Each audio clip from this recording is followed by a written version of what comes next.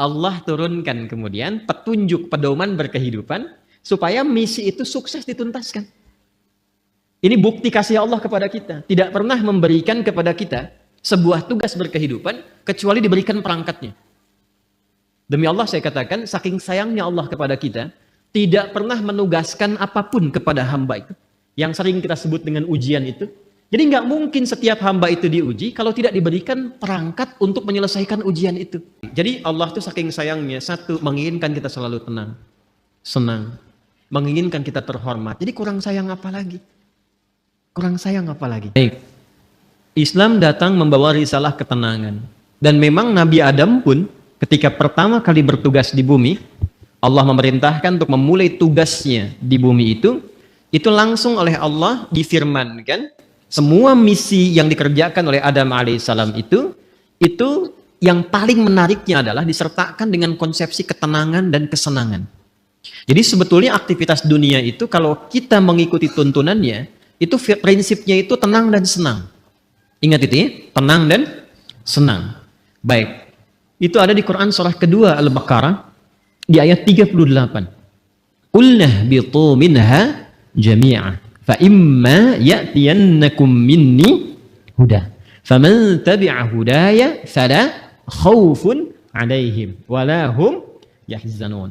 Sekarang misi dimulai, kata Allah. Adam, Hawa turun semua ke bumi, misi dimulai. Karena Nabi Adam, kakek moyang kita, dan istri beliau, Sayyidah Hawa alaihissalam, ingat ya, Allah menciptakan manusia pertama itu Adam dan Hawa, bukan Adam dan Hendra. Ingat ya, Adam dan Hawa. Jelas? Betul ya? Betul. Jadi begitu kemudian disampaikan, misinya diviralkan. Apa tujuan mencipta Adam dan nanti keturunan yang disebut dengan Bani Adam, disebutkan 7 kali dalam Al-Quran itu, fungsinya adalah di bumi terkait dengan ibadah. Quran surah ke-51 ayat 56, "Wa ma khalaqtul jinna wal insa illa liya'budun." Nanti pekerjaan ibadahnya bukan di langit. Yang di langit ada malaikat yang bertasbih, bertahmid, bertakdis. Nanti di ayat 30 terusannya ditemukan. Ya kan? Wa nahnu nusabbihu bihamdika wa nuqaddisu lak. Ya kan? Ada yang di langit. Cuma tugas kita bukan di langit. Tugasnya di mana? Di bumi. Itu yang dimaksudkan Al-Baqarah ayat 30. Wa idz qala rabbuka lil malaikati inni ja'ilu fil ardi khalifah. Tugas kita memakmurkan bumi.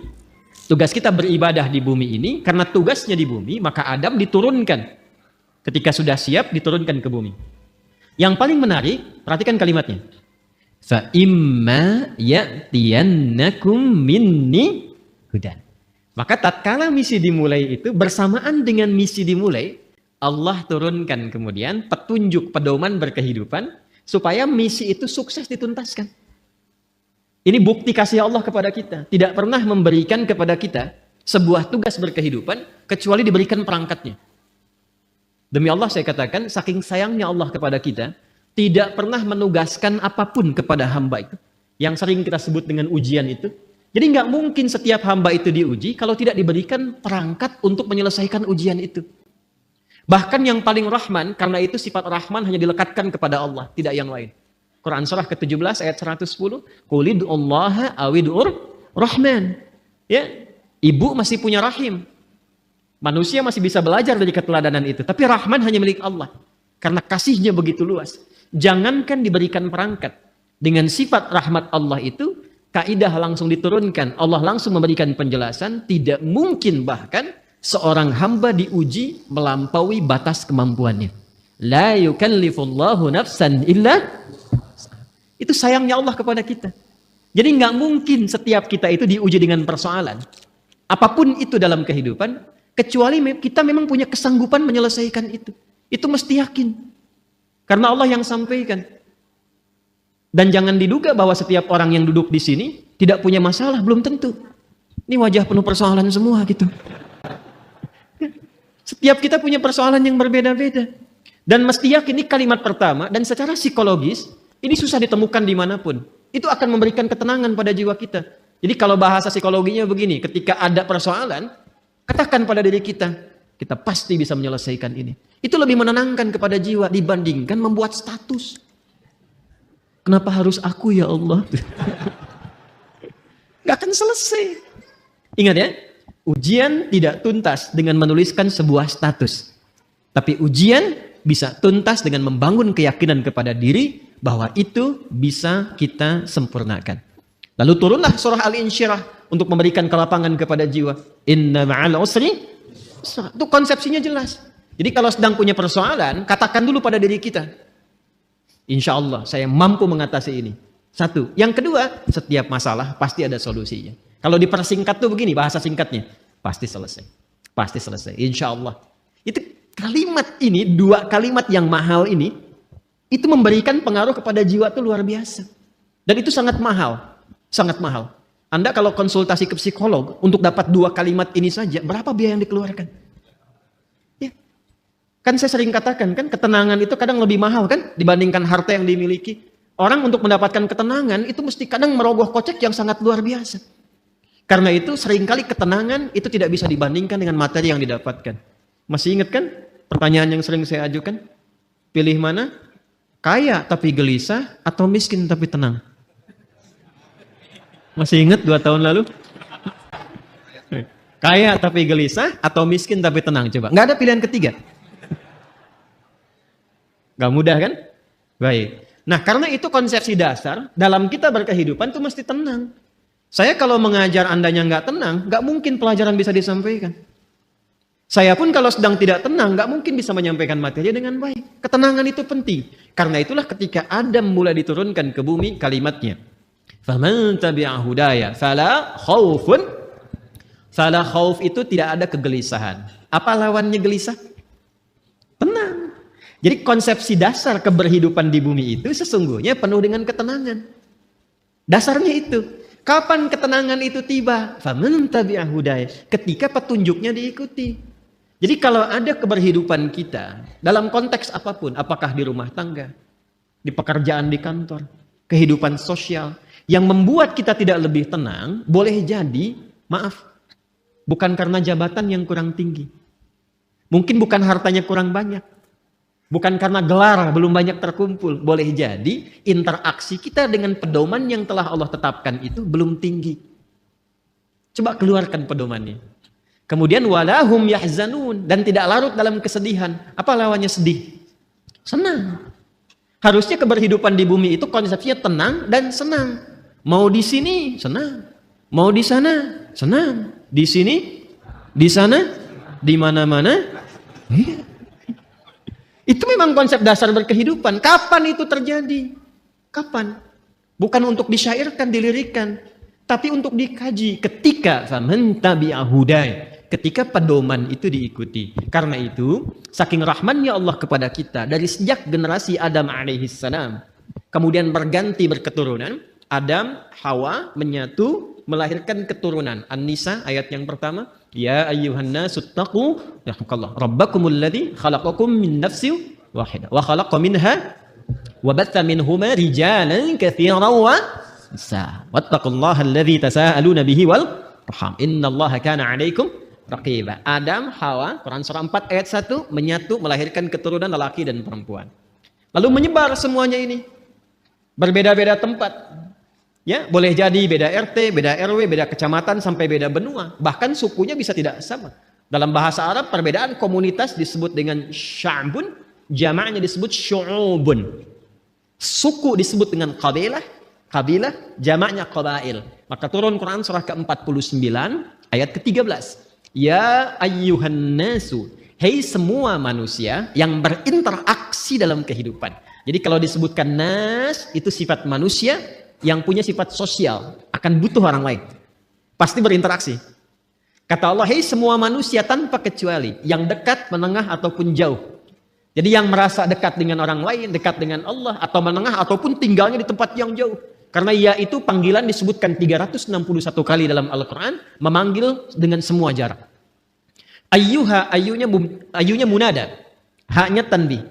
Ayyuha disebutkan 150 kali dalam Al-Quran, berfungsi untuk menguatkan dan mengingatkan. Kata Allah, saya tegaskan, saya ingatkan. Kalian semua itu, inna khalaqnakum min dzakari wa untha. Dengan keagunganku, jadi saking kita itu dinilai tinggi oleh Allah, maka ayatnya dibuka dengan kata inna, menggunakan bentuk ta'zimun nafsi li ta'zimi sya'ni. Rumus cepatnya begini, rumus cepatnya. Jika ada dalam Al-Quran dibuka dengan kata inna, na-nya panjang, tidak pendek. Karena ada inna. Jelas? Wal 'asr. Quran surah 103. Wal 'asr. Innal insana lafi khusr. Itu yang pendek. Innal insan. Ya, itu inna di situ huruf taukid. Inna harfu nasbin wa taukidin tansibul isma wa tarfa'ul khabara mabniyun 'alal fathi la mahalla lahu minal i'rabi. Itu gramatikal nahwunya. Tapi kalau ada panjang inna, maka itu gabungan dari inna pendek plus na panjang, singkatan dari nahnu.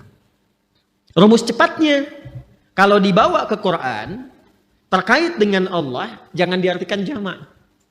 Awas, ini ngaji ilmu balaghah, jangan diartikan jamak, nggak tepat kalau jamak. Ya, karena itu kita harus bahas dengan ilmunya. Maka di ilmu balaghah nanti itu ada kaidah begini, ada kaidah nanti disebut dengan huruf-huruf menunjukkan ta'zimun nafsi, menghadirkan keagungan zat. Keagungan zat. Nah, menariknya di Quran itu, Allah kalau sudah menampilkan keagungan zatnya, itu selalu menggunakan kata inna panjang. Untuk memberikan kesan bahwa informasi yang disampaikan begitu agung. Jadi ada yang istimewa di informasi itu.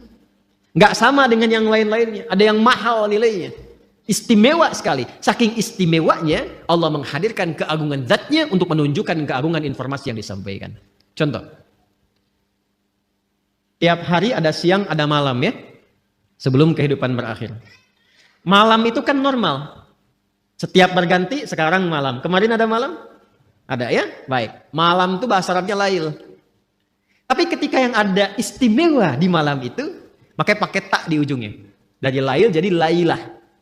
Saya tanya begini, kemarin saat Ramadan, ada malam yang istimewa nggak? Namanya malam apa? Lailatul Qadar. Baik ya, kalau ada tak berarti istimewa ya. Coba lihat surahnya, surah ke-97. Bukankah ketika menyebutkan malam Al-Qadar itu, di depannya pakai inna panjang? Inna anzalnahu fi. Untuk memberikan kesan bahwa informasi yang disampaikan begitu istimewa. Nah, kita ini manusia, itu bukan makhluk biasa. Ini makhluk istimewa, Pak, Ibu. Jadi jangan melihat diri kita itu sebagai sesuatu yang rendah, tidak. Allah murka itu. Ya, kita itu makhluk yang istimewa. Saking istimewanya, itu Allah sudah menyampaikan dengan kalimat yang sangat indah dan menghiasi kita dengan segala kemuliaan dari ujung kepala sampai ujung kaki. Itu mulia. Buka Quran surah ke-17 Al-Isra ayat ke-70. Walaqad karramna bani Adam. Tuh, ada lam, ada qad. Lamnya taukid, qadnya tahqiq. Ya, jadi qad itu bisa tahqiq, bisa takrib, bisa taukid. Walaqad karramna, dan aku tegaskan kata Allah, aku jamin. Dengan keagunganku kata Allah, aku berikan semua sifat-sifat kemuliaan pada semua anak cucu Adam. Jadi dari ujung kepala sampai ujung kaki itu kita itu mulia.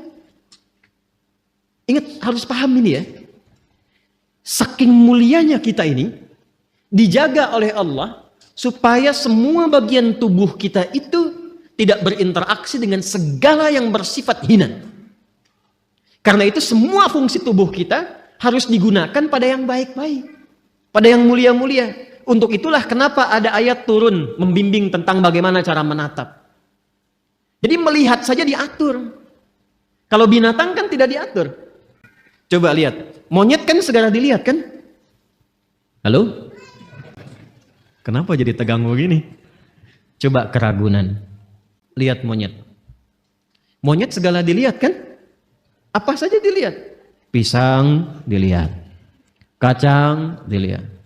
Antum dilihat. Ibu-ibu mau pakai jilbab, mau nggak pakai jilbab, dilihat juga. Mau yang ada aurat, yang terbuka aurat, yang tertutup, dilihat juga. Itu siapa? Monyet. Saya ulang, itu siapa? Monyet. Jangan disalahkan. Ada ibu-ibu lewat misalnya aurat terbuka, dilihat. Wih, haram, nggak bisa, monyet kok. Karena kita bukan monyet, kita bukan binatang, maka diatur. Penglihatannya diatur, jangan melihat yang tidak mulia kata Allah, karena matamu itu mulia. Maka turunlah Quran surah Cahaya, surah 24, ayat 30 untuk laki-laki, ayat 31 untuk perempuan. Kullil mu'minina yaghuddu min absarihim wa kullil mu'minati yaghuddna min absarihim. Kata Allah, kamu itu makhluk mulia. Karena itu pandanganmu pun harus mengarah pada yang baik saja. Ketika yang dipandang itu nggak bagus, palingkan. Ghaddul basar itu bukan nggak boleh lihat. Ketika yang dilihat tidak layak, jangan dilihat. Gambar-gambar yang tidak elok, jangan dilihat.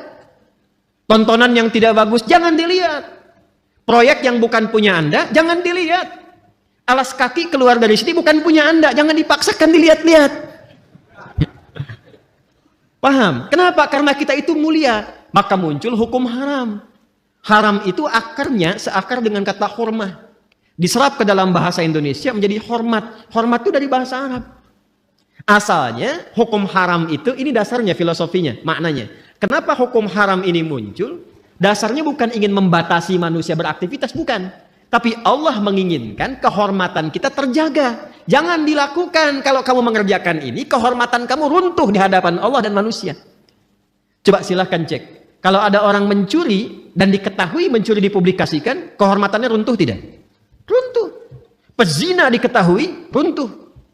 Pembegal, pencuri, perampok, koruptor, terbuka, runtuh. Allah tidak ingin. Allah tuh sayang dengan kita. Jangan sampai terjadi. Jadi tidak harus semua dilihat.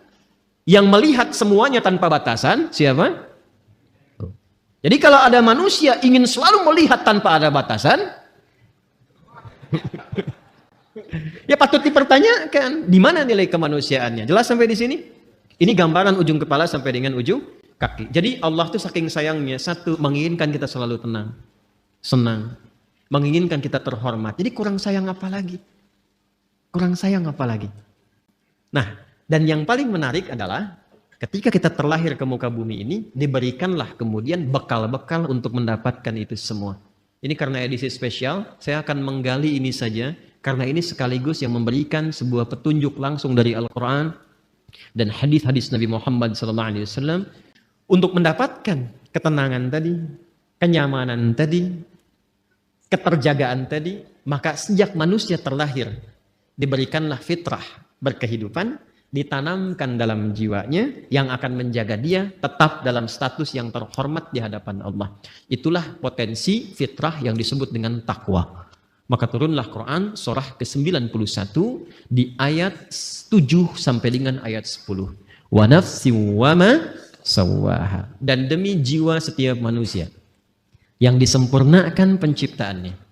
Fa'alhamaha fujuraha wa taqwa. Maka demi menyempurnakan itu, ditanamkanlah pada dirinya fitrah. Potensi-potensi kebaikan, yaitu satu, katalisnya namanya fujur, dan inti hidup berkebahagiaan itu yang disebut dengan takwa.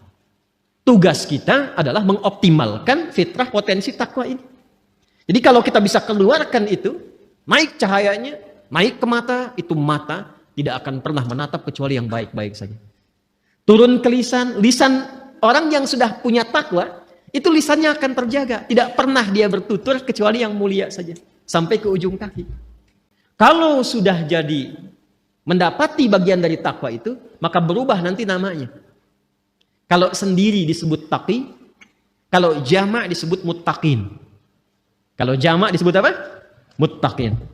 Orang kalau sudah mendapatkan muttaqin statusnya dan dia berlatih dengan amalan-amalan khusus, maka Allah jamin semua gerak langkah hidupnya akan langsung dibimbing oleh Allah dan dipastikan semua aktivitasnya berdampingan dengan kesuksesan dan kebahagiaan. Itu konsepsi dasar di ayat 2 sampai dengan 5 di surah Al-Baqarah.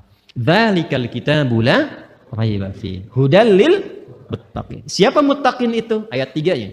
Alladzina yu'minuna bil ghaib. Baik, latihannya. Wa yuqimunas wa mimma razaqnahum walladzina yu'minuna bima unzila ilaihi wa ma unzila min wa bil akhirati hum yuqinun. Lihat, ulaika ala hudam rabbihim wa ulaika humul muflihun. Langsung ke ayat 5.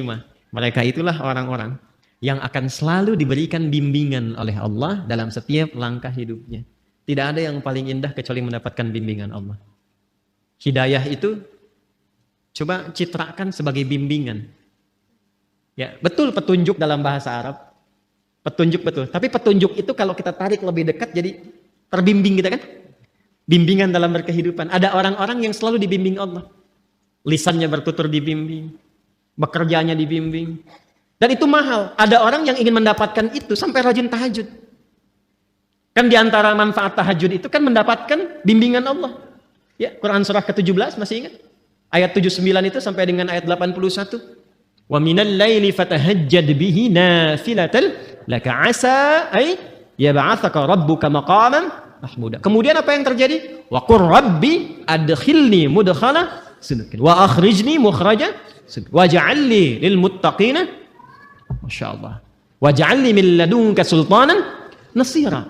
Jadi teman-teman sekalian, itu mahal itu. Untuk dapat hudan itu, bimbingan Allah yang menyertai aktivitas kita, ada amalan-amalan dasarnya setiap hari. Tahajud, Quran.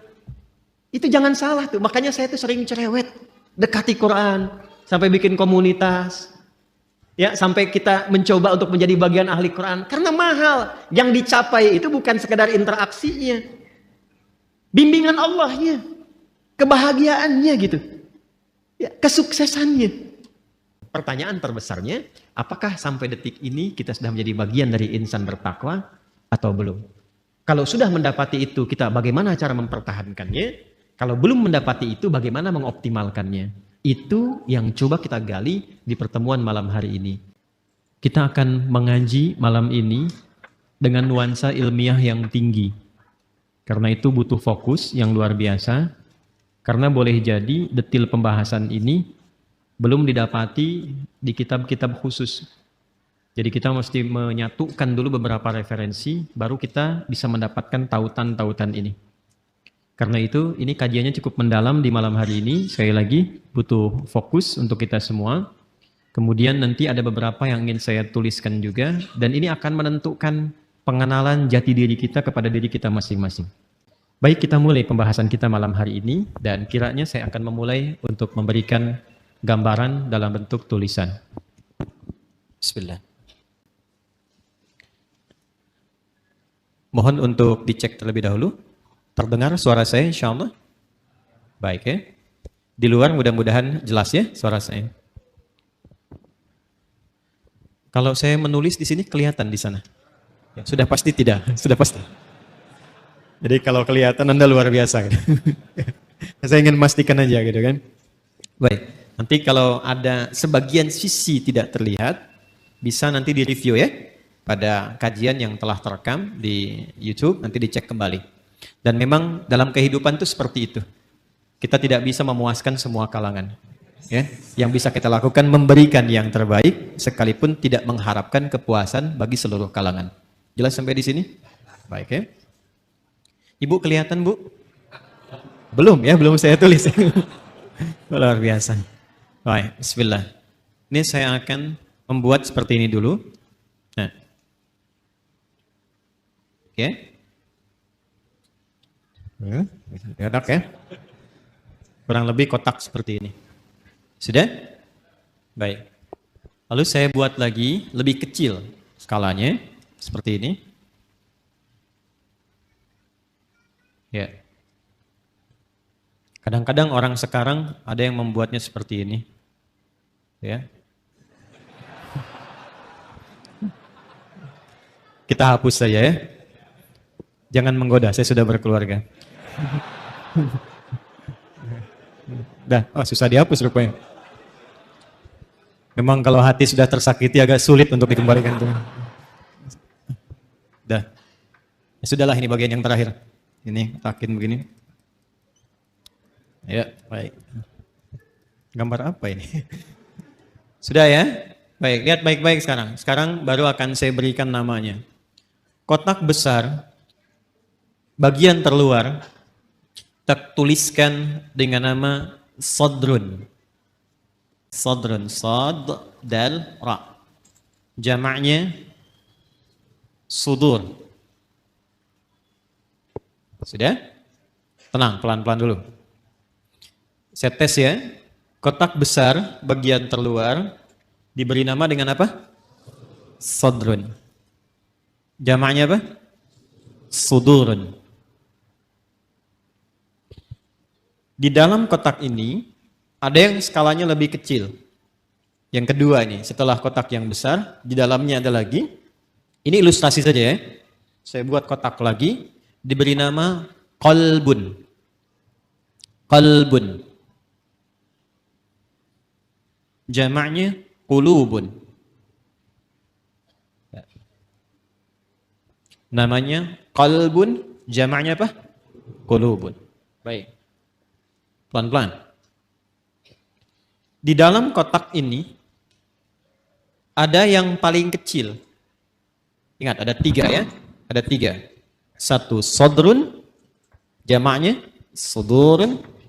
Kedua qalbun, jamaknya qulubun. Yang paling dalam ini namanya nafsun. Nafsun.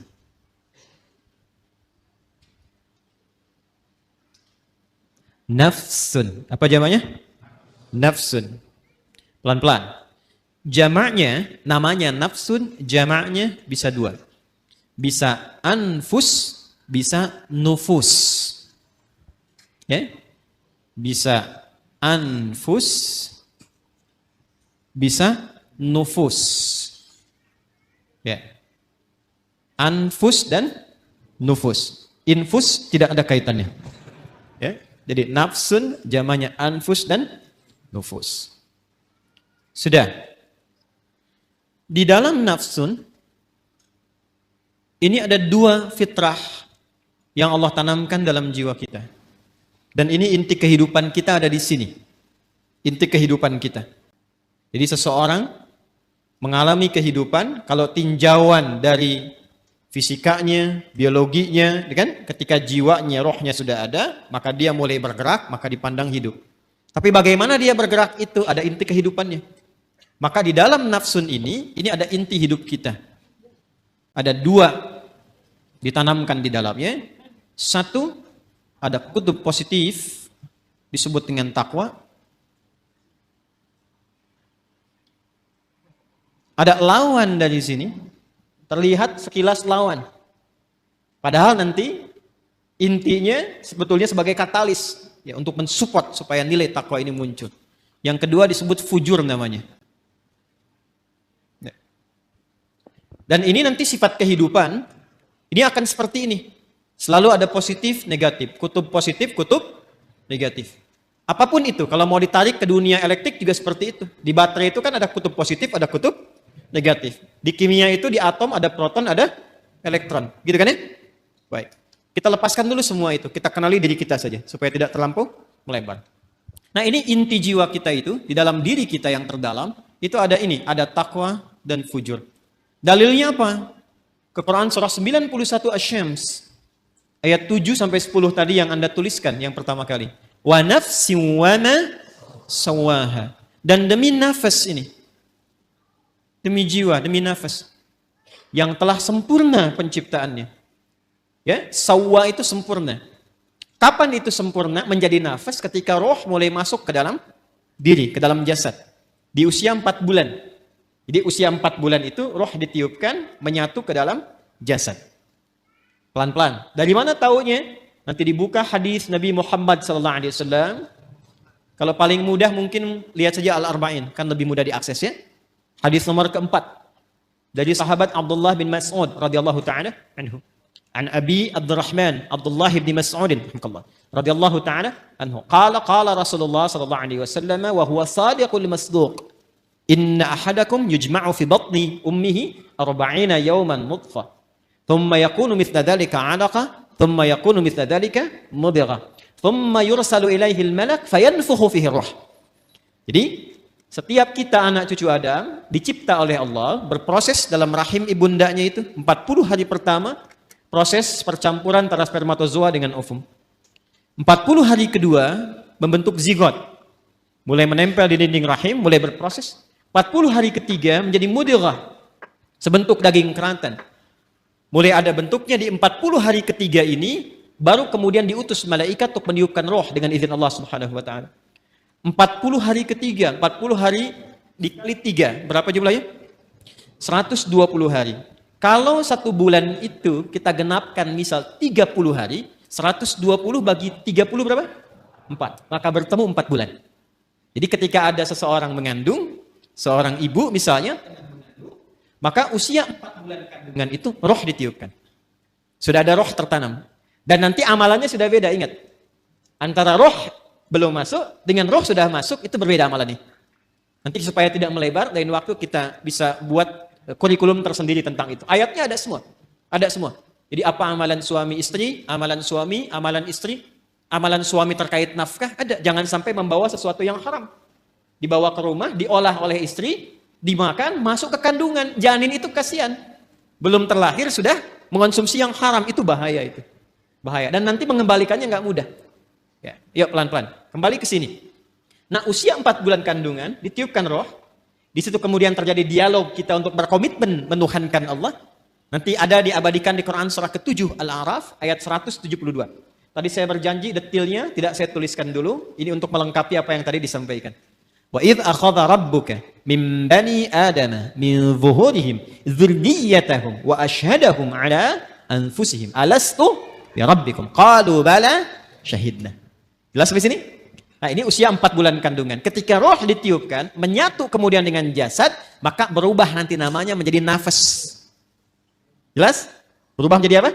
Nafas. Dari sini kemudian muncullah tanda-tanda keberhidupan. Makanya diserap ke dalam bahasa Indonesia dengan nafas. Seseorang dikatakan hidup bila masih ada tanda-tanda nafas. Itu dalam bahasa Indonesianya. Paham sampai sini? Nah, ketika sempurna itu, dari mana taunya? Roh masuk ke dalam fisik, kemudian sempurna penciptaan jadi nafas ini. Nanti lihat di Quran surah ke-15. Ayat 28. Quran surah 15, Al-Hijr. Ayat ke-28. Wa idh qala rabbuka lil malaikati inni khaliqum bashara min salsalim min hama'im masnun. Teruskan ayatnya. Fa idza sawaituhu. Nah, ini ada kalimatnya sawaituhu. Fa idza sawaituhu wa nafakhtu fihi min ruhi. Maka bila aku telah sempurnakan sawaituhu penciptaannya itu dengan cara meniupkan roh, sudah masuk ke dalam bagian tubuhnya itu, ya, maka mulai sempurna penciptaan berproses di situ. Kata sawaituhu itu asalnya dari kata sawa yusawwi, taswiyatan. Ya. Ini asalnya ya nih. Jadi makanya kalau bersambung dengan dhamir kembali ke ya. Sawaitu tu-nya ke Allah, dhamir ana, ya. Hu-nya kembali ke kalimat semula, ke bashar. Fa idza sawaituhu, maka bila makhluk manusia ini mulai akan masuk fase sempurna penciptaannya. Jadi kalau tampilan fisiknya disebut bashar. Nanti ada 5 nama ya. Agak lompat sedikit, manusia setidaknya disebut dengan 5 nama. Bashar 35 kali disebutkan dalam Al-Quran. Dan ini nama pertama saat diciptakan untuk memberikan info pada malaikat dan jin bahwa materi dan tampilan fisiknya nggak sama dengan malaikat dan jin. Di malaikat diciptakan duluan, baru kemudian jin. Kalau malaikat dari cahaya, kalau jin dari api, bukan sekedar api. Ya, api yang menyambar-nyambar. Makanya ayat 27-nya disebutkan jin dulu. Quran surah ke-15 ayat 27 itu jin dulu. Wal janna khalaqnahu min qablu min naris samum. Dan kalangan jin itu diciptakan sebelum manusia, bahan dasarnya api yang menyambar-nyambar, menyala. Manusia beda, disebut dengan bashar. Menunjuk pada tampilan kulit yang halus, secara fisikal beda dengan malaikat dan jin. Ini kata dasarnya sawa nih. Ya, sempurna. Jadi ketika disebut sempurna itu, kalau rohnya sudah masuk ke dalam jasad. Ketika masuk itu menjadi nafas. Dari mana taunya? Tafsir ke Quran surah 91. Ayat 7 itu sampai dengan 8. Wa nafsin wa ma sawwaha. Dapat sawanya nih. Ya, dan demi nafas yang telah sempurna, tertanam, sempurna, tercipta dalam jiwa itu, menyatu ke dalam tubuh kita itu, maka ketika sempurna itu terjadi, diilhamkanlah fa'alhamaha fujuraha wa taqwaha. Nah, jadi dalam jiwa setiap kita yang hidup itu ada inti kehidupan. Intinya di sini, fokus ini ya. Ini yang paling penting. Intinya ini, takwa ini. Jadi generator hidup kita itu ada di jiwa takwa. Kutub positifnya. Sederhananya, bahasa singkatnya, jadi kalau kita gali terlalu panjang nanti, kecuali kalau mau ngaji sampai subuh. Mau sampai subuh di sini? Silakan, saya jam 9 selesai. Ini ya panjang nih, karena harus membahas 115 kata dalam Al-Quran. Nanti takwa disebutkan 115 kali dan derivasinya. Lawannya nafsu 115. Jadi kalau mau bahas itu, mungkin bisa sampai subuh yang 2 hari ke depannya. Takwa secara singkatnya saja, adalah akumulasi setiap sifat-sifat kebaikan.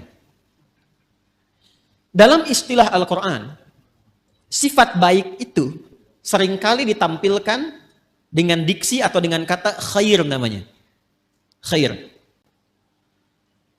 Wah, ini kalau ngajinya agak dalam, agak panjang kita. Khair. Ada baik secara fisik, jasmaninya bagus, sehat, baik. Itu biasanya orang Arab menyebut dengan kata thayyib. Thayyib. Kata thayyib pertama ada di Al-Baqarah ayat 168. Ya ayyuhan nasu kulu mimma fil ardi halalan thayyiban. Jadi kalau kita mau makan, kata Al-Quran, coba cari bahan makan itu, bahan dasarnya dengan cara yang legal. Jangan melanggar hukum. Jangan mencuri, jangan korupsi, jangan merampok, membegal, mengambil hak orang lain, jangan dilakukan. Kalaupun sudah dapat dengan cara yang halal, maka cari yang dikonsumsi itu yang menyehatkan untuk tubuh. Jadi tidak semua yang diinginkan itu mesti dimakan.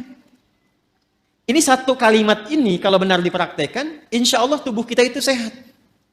Jadi kata Al-Quran, kalau mau makan, cari yang menyehatkan. Boleh, silahkan. Mungkin variasi menunya ada. Tapi sekiranya tidak menyehatkan, tidak harus dikonsumsi. Jelas ya? Itu indah sekali. Sehingga membuat tampilan fisik kita itu sehat. Sambal, bagus. Tapi sambal 1 baskom, tidak bagus. Membuat fisiknya sehat, kuat, itu namanya apa? Thayyib. Tapi kan tidak semua yang fisiknya sehat itu, sifatnya juga sehat. Kan ada orang-orang yang tampilannya bagus, rapi, bersih, fisiknya kuat, tapi sifatnya kan nggak baik juga. Kan ibu tahu ya, Bang Thayyib itu. Dia kan sehat sebetulnya kan, fisiknya kuat, tapi 2 kali puasa, 2 kali lebaran, pulang-pulang. Ada apa itu? Nah, sekarang banyak yang fisiknya bagus, berdasi, berjas, tapi pencuri juga, ya, penipu juga, ya. Dan turunan-turunan yang lainnya. Kita tidak menginginkan itu. Ketika kebaikan fisik diiringi dengan kebaikan sifat, maka sifat itu disebut khair namanya. Khair. Nanti ada 6 ya. Ini untuk informasi saja cepat, karena kita nggak mau bahasin terlalu jauh. Ada thayyib, ada khair, ada ma'ruf, ada ihsan, ada salih. Yang ke-6 ada birrun. Ya. Nanti lain waktu kita bisa turunkan kalau sedang membahas itu. Ya. Sekarang kita beralih ke sini saja dulu, ke khair. Jadi khair itu semua jenis-jenis sifat yang kita nilai baik. Jujur baik tidak? Itulah khair. Sabar baik? Baik, sabar. Rendah hati, tawadhu. Jadi semua sifat-sifat baik itu ada di sini. Karena itu yang paling menarik, masyarakat di zaman jahiliyah yang kehilangan sifat-sifat baik itu, sehingga seakan tidak mengenal sifat baik. Yang kaya ada, tapi karena tidak kenal sifat baik, kekayaannya digunakan pada yang tidak baik. Yang pintar ada, tapi karena tidak mengenal sifat baik, kepintarannya digunakan untuk berbuat yang tidak baik. Karena itu di zaman jahiliyah komplit semua. Pezina banyak, pemabuk ada, pembegal komplit, bahkan sekampung begal semua ada di kota Ghifar itu. Ya, ada semuanya. Tapi ketika Allah Subhanahu wa taala menghendaki memilih Rasulullah sallallahu alaihi wasallam, memberikan pencerahan, membawa risalah rabbaniyah dengan Al-Qur'an itu, maka alhamdulillah berhasil merubah, mentransformasikan dari masyarakat jahiliyah, dikenalkan sifat-sifat baik lewat Quran itu. Ditunjukkan, dibimbing. Sehingga berubah. Kebayang enggak teman-teman sekalian? Enggak kan? Kan belum saya sebutkan. Dari yang tadinya itu keras, preman, jadi kekerasannya dialihkan pada ketegasan. Sehingga dibawa kemanapun jadi berkeadilan. Yang tadinya itu seorang yang royal, ya, dibawa kepada sifat-sifat sedekah, jadi senang berbagi. Yang tadinya angkuh, jadi tawadhu. Sehingga ketika mereka pun kemudian ikut Nabi ke Yathrib, Yathrib itu satu tempat yang sangat tertinggal jauh, ekonominya resesi, di bawah resesi. Kencang lah. Konflik sosialnya tinggi. Aus Khazraj itu 6 abad belum pernah selesai pertikaiannya. Dibawa risalah ke sana, sifat-sifat ini muncul, jadi berubah menjadi suasana kota yang tercerahkan. Semua sifat baik ada di situ dan kisahnya viral. Sampai viral ke seantara wilayah Jazirah Arab, sehingga kalau orang mengatakan ada orang jujur di mana? Di sana tuh, Yasrib itu. Kalau mau cari orang paling tawadhu, ada di sana tuh. Sehingga ketika dikenal suasana kota, dalam bahasa Arab disebut Madinah, yang tercerahkan penuh dengan cahaya munawwarah, maka dikenallah sampai dengan sekarang Al-Madinah Al-Munawwarah. Maka dipersaksikan langsung oleh Allah Subhanahu wa taala perubahan itu dari kalangan-kalangan komunitas pada masa itu, berubah dari jahiliyah menjadi punya sifat-sifat baik. Umat yang punya sifat-sifat baik disebut khair ummah. Maka turunlah Quran surah ketiga Ali Imran ayat 110 untuk memberikan keterangan itu. Kuntum khaira ummatin ukhrijat linnasi ta'muruna bil ma'ruf wa tanhauna 'anil munkar wa tu'minuna billah. Yang ingin saya katakan, kumpulan semua sifat-sifat baik ini kalau kita kumpulkan, akumulasinya itu ada di takwa di sini. Karena itu setiap manusia yang terlahir itu punya kecenderungan berbuat baik, siapapun dia. Itu diantara fitrah. Nah, ini yang disebut fitrah tuh ini. Jadi kembali ke fitrah tuh kembali ke sini. Ya, kembali ke fitrah, kembali ke sini. Menjadi lebih meningkat, tereksplor jiwa takwanya. Apa di antara fitrah itu? Yang pokok dua. Satu adalah kecenderungan pada kebaikan. Karena itu manusia sejelek apapun itu tetap sebetulnya punya fitrah baik dalam jiwanya. Punya fitrah baik. Karena itu pencuri pun itu pada hakikatnya nggak mau dicuri. Silahkan cek. Ya, pencuri pun nggak mau dicuri. Ya, siapapun penipu pun nggak mau ditipu. Kan saya pernah cerita 2 tahun lalu, masih ingat? 2 tahun lalu kan? Ya kan? 3 orang pencuri, 1 ketuanya, 1 asisten, yang 1 anggota kan? Begitu mereka mencuri itu, tiba-tiba setoran. Biasa setorannya sekian, yang 1 kurang. Yang asisten. Begitu dicek, ternyata dia nyimpan di belakang sakunya. Ketahuan, kata bosnya, kamu mencuri ya? Padahal mereka baru mencuri. Jadi sejatinya, setiap manusia itu tidak ingin berbuat curang. Hatinya pasti menolak. Nah, itu fitrah yang harus disentuh untuk kembali. Karena itu saya tidak terbiasa untuk mencela misalnya. Ya, yang sudah tercela itu nggak harus dicela lagi. Buang-buang energi mencela yang sudah tercela. Kita doakan sepanjang masih hidup dia punya hak untuk soleh. Orang salah itu, ingat ini ya, orang salah itu sepanjang masih berkehidupan tetap punya hak untuk soleh. Karena itu kita kewajibannya membantu dia untuk menemukan haknya itu. Jadikan jembatan diri kita. Kadang-kadang fikih dakwah itu bisa lebih bermakna dibandingkan dengan fikih-fikih terapan syariat. Jadi kadang-kadang yang didahulukan tuh fikih dakwah dulu, bukan hukum dulu secara fikih syariat. Contoh misalnya, di samping masjid ada orang Islam. Misal, di masjid manapun misalnya, ada orang Islam, tetangga masjid, dekat masjid. Ilustrasinya, ini masjid misalnya, di sini rumah, ya jarak 5 meter, ini speaker masjid ke sini misalnya. Ya. Sepeda ada, motor ada, mobil ada. Tapi masih belum mau ke masjid.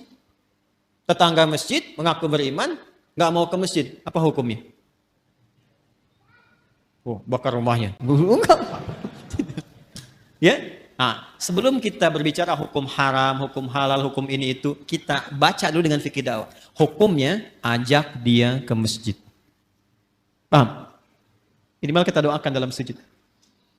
Masih ingat 2 tahun lalu? Selalu begitu kan kisahnya kan? 2 tahun lalu saya pernah cerita kan? Ya, 1 kali di satu tempat komplek bagus, tapi bukan di sini. Jangan khawatir warga di sini, bukan di sini. Sebelum saya ke sini. Ada cerita, Ustaz, komplek ini mewah bagus. Tapi warganya muslim belum senang ke masjid, sehingga safnya itu sedikit gitu. Oh begitu Pak, Masya Allah saya bilang. Sudah didoakan? Sudah ditengok? Belum. Kalau begitu begini Pak. Besok, Bapak beli buah. Habis subuh, libur, ya Sabtu, dari masjid bawa buah, mampir ke rumahnya dia. Yang muslim itu yang belum ke masjid. Nanti Bapak ke situ, kalau dia tanya, Assalamualaikum, aja apa kabar? Bapak bilang, Waalaikumsalam warahmatullahi wabarakatuh. Dia, Bapak sehat, saya kira Bapak sakit. Nggak kelihatan di masjidnya ada buah gitu. Coba aja dulu. Itu alhamdulillah tuh. Pekan depannya, nambah jamaah itu. Udah ke masjid. Kadang-kadang itu masih didahulukan ya. Itulah khair. Itulah khair. Jadi akumulasi dari setiap ini, khair itu membentuk karakteristik apa? Takwa. Nah ini mesti dioptimalkan. Karena kalau ini keluar, setiap kita insya Allah otomatis jadi orang baik. Ya, pasti dia orang baik tuh, insya Allah. Karena Allah yang jamin. Ini mesti dioptimalkan. Nah untuk menjadikan percepatan ini keluar, maka ada katalisnya. Belajar kimia ya. Ya, kan ada ikatan-ikatan itu ya, termasuk yang mempercepat. Untuk mempercepat ini keluar, muncul. Ya, kalau mangga pengen cepat matang, dia apa? Dikarbit ya, bahasa sederhana dikarbit ya. Ini ada katalis supaya cepat keluar ini muncul, maka diciptakanlah lawannya. Lawan ini sejatinya bukan lawan kontra, tapi untuk memberikan stimulus supaya yang ini cepat keluar. Disebutlah fujur namanya. Maka setiap ditemukan sifat baik di sini jujur, maka akan ada lawannya di sini di fujur. Misal, di sini ada jujur, di sini pasti ada dusta. Anda sekuat apapun membuat kalimat, tidak ada dusta di antara kita, tetap dustanya ada. Karena ini bawaan untuk mempercepat ini keluar. Sabar di sini ada amarah. Tawadu, rendah hati di sini ada sombong. Ya. Karena selalu berlawanan. Wa min kulli syai'in khalaqna zawjaini la'allakum tadhakkarun. Segala hal itu aku ciptakan berlawanan supaya kalian sadar, kata Allah, hanya aku yang tunggal, yang tidak punya pasangan. Itu ada di Quran surah 51 ayat 49. Nah, konsepnya begini. Teruskan. Wa nafsin wa ma sawwaha fa'alhamaha fujuraha wa taqwaha. Nah, konsep dasarnya ayat 9-nya. Kalau kita bisa mempraktekkan ini, insya Allah lebih damai, lebih tenang, lebih bahagia. Walaupun mempraktekkan tidak semudah mengucapkan. Qad aflaha man zakka. Dijamin kata Allah. Jadi qad itu ada tahqiq, ada takrib. Takrib itu untuk mendekatkan sesuatu. Jadi kalau informasi ada pakai qad berfungsi takrib, artinya momennya sudah dekat.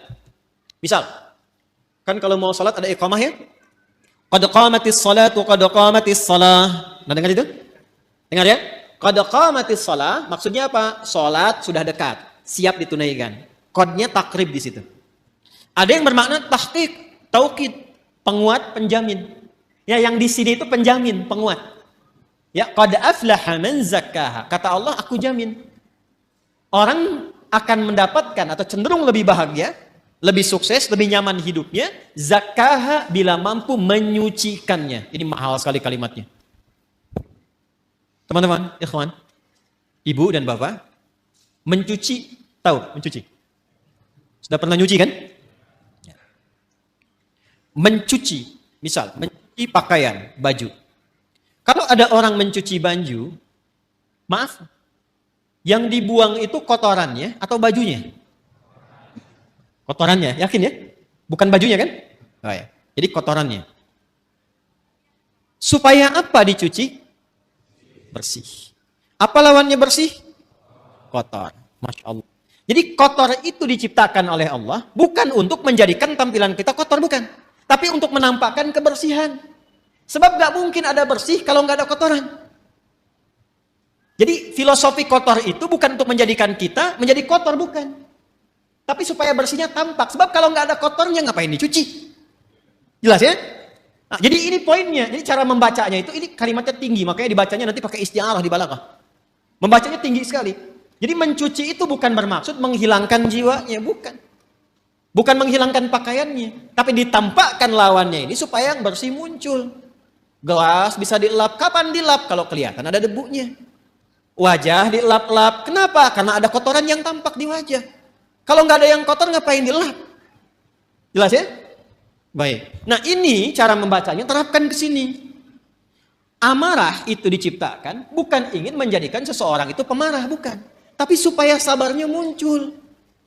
Sebab kalau marah nggak diciptakan, bagaimana sabar bisa muncul? Tuh, kan? Di luar nggak tahu tuh. Ya, coba deh begini.